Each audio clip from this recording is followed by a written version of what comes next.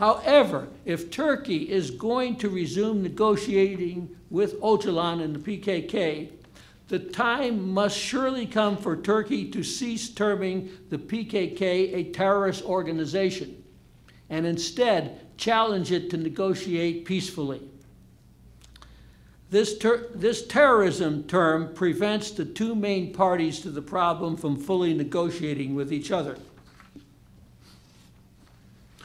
Others, however, argue that even more, the ultimate problem is the inherent ethnic Turkish inability to accept the fact that Turkey should be considered a multi-ethnic state in which the Kurds have similar constitutional rights as co-stakeholders with the Turks. Moreover, during the past several months, more leading intellectuals have been rounded up for alleged affiliations with the PKK, KCK, whose proposals for democratic autonomy seem to suggest an alternative government in Turkey. And of course, many of those arrested are affiliated with the BDP, a legitimate pro-Kurdish party in the Turkish parliament. On May 24th of this year, Leyla Zana, the famous female Kurdish leader who previously had been stripped of her parliamentary seat in 1994 and then served 10 years in prison for her peaceful support of PKK proposals, was sentenced to another 10-year prison term. Her latest sentence reminds one of what the French used to say of the Bourbons: they learned nothing and they forgot nothing. These arrests point to serious problems. First, there is the nature of the crimes, which allege no violence. Mere association is enough to be counted as a terrorist. In addition, the connections are tenuous. As Human Rights Watch has noted, these arrests seem less aimed at addressing terror than on attacking legal pro-Kurdish political organizations. Second, the arrests come at a time when Turkey is planning to develop a new constitution. The silencing of pro-Kurdish voices as constitutional debates go forward is counterproductive for Turkey's future. Finally, there is the way suspects are treated. Virtually all are subject to pretrial detentions, effectively denying them freedom without any proof that they have committed a crime. Although precise figures are unavailable, Human Rights Watch has declared that thousands have been detained. Now, in conclusion, the recent Turkish announcement about elective Kurdish language classes and the opposition Republican People's Party, CHP, willingness to discuss the Kurdish problem with the government do not impress disaffected Kurds very much. Kurdish language classes supposedly were made possible several years ago. And why shouldn't the CHP discuss the Kurdish problem? More importantly, however, still lacking is the willingness to genuinely negotiate with the PKK.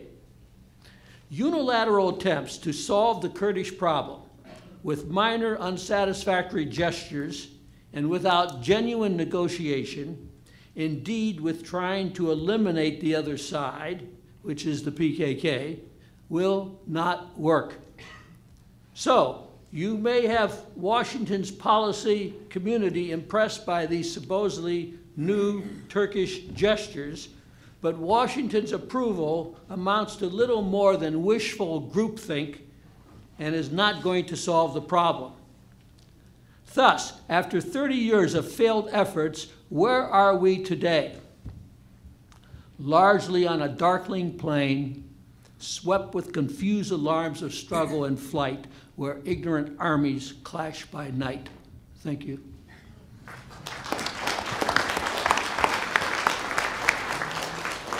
Thank you very much. Let me turn it over to Levent Kırker, please. Thank you, Michael. And thank you to the Middle East Institute for inviting me to this very important event and having me as a speaker. Well, we have a time constraint, so I'll try to be very brief, but I have to touch upon several important points regarding the constitutional aspects of what we have been discussing so far regarding the system change, presidentialism, I mean from parliamentary government to some form of presidentialism, and the problems we have with the Kurds in Turkey. Let me begin by this debate over presidentialism. The tradition in Turkish constitutional system has been in history, I mean, the tradition has been a parliamentary form of government.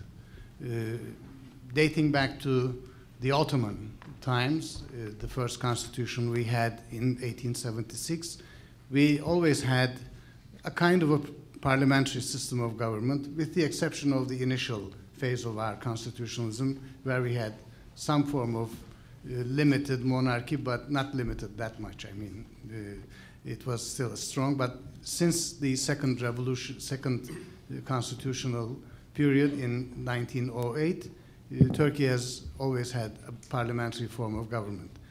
But things have changed after 1980 military coup, because they designed a new type of constitutional government in which, according to the existing 1982 constitution, we have a parliamentary system with strong presidential powers, because at that time the president of the republic was General Kenan Evren. So the powers of the president were designed according to this general. And they had in mind that the future presidents after General Kenan Evren will be either another general, maybe another chief of staff, for example, or someone like the former president Ahmet Necdet Sezer, a bureaucrat coming from the upper echelons of the judiciary. So late Mr. Özal and now Abdullah Gül challenged this initial military design, military bureaucratic design, which we call a system of tutelage in Turkish democratic system, meaning that democratically elected governments are under the tutelary control of the military and civilian bureaucracy. So at the moment, we have a parliamentary system with strong presidential powers, but until now, as Rushan mentioned, the presidents were elected by the Turkish Grand National Assembly, not by direct popular vote. But 2014, we will have, for the first time in our history, to elect a president by direct popular vote with these constitutional powers. So what will happen? A president directly elected by the people with so much powers pertaining to the judiciary, the executive, and the legislative branches of government, then he might become like a president in the sense that he might be all-powerful.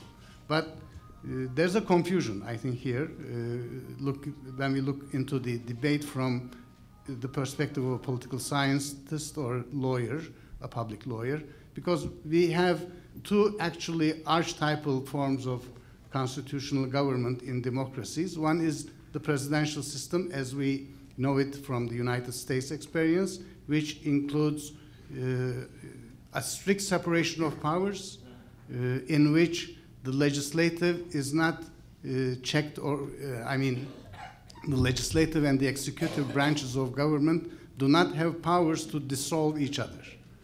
So they are in perfect situation of checking and balancing each other, with the independent judiciary checking and balancing all the other branches, so that the purpose of this government, according to the American founding fathers, is to protect individual liberty by blocking or some kind of hindering the possibility of tyranny of majority.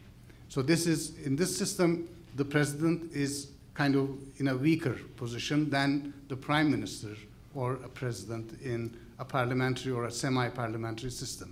So if we want presidential system in Turkey, then I think we have to debate this very seriously, taking the American model as a ideal type and discuss this with some possible form of, not federalism maybe, but some form of regionalism modeled on either the Spanish case or the French case or the Italian model maybe can also be something that we might have in mind. Then semi-presidentialism or presidentialism can be discussed. But what we discuss today, what the prominent politicians have in mind, as Rushan said, is a president to be elected by the people, by popular vote, with so many powers pertaining to legislative, executive, and judicial branches of government, and still remaining a member of a political party.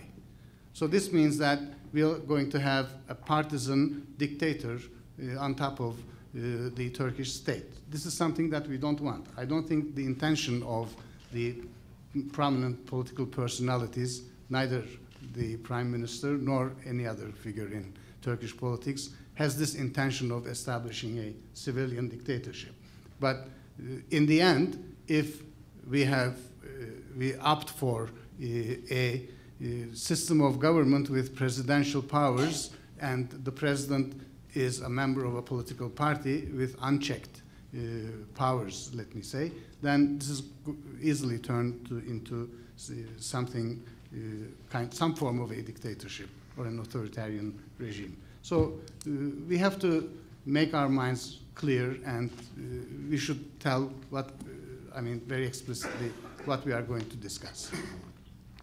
Presidentialism, okay, I'm not against it, provided that we have to discuss also the centralization, or what Professor Gunter put in these terms, radical decentralization. That's what you said, perhaps. With this term, we might think of this or that form of regional government, strong vis-à-vis central government in Ankara. Now, this brings me to the Kurdish issue. PKK is a major actor in this struggle, obviously. I admire Professor Gunter's work in this respect, and I virtually agree with almost everything he said pertaining to the political analysis of the Kurdish question we face in Turkey. Especially, I fully agree with his reserve on the use of term terrorism in this context, because it blocks our, it distorts our public discussion over the issue of the Kurdish people in Turkey.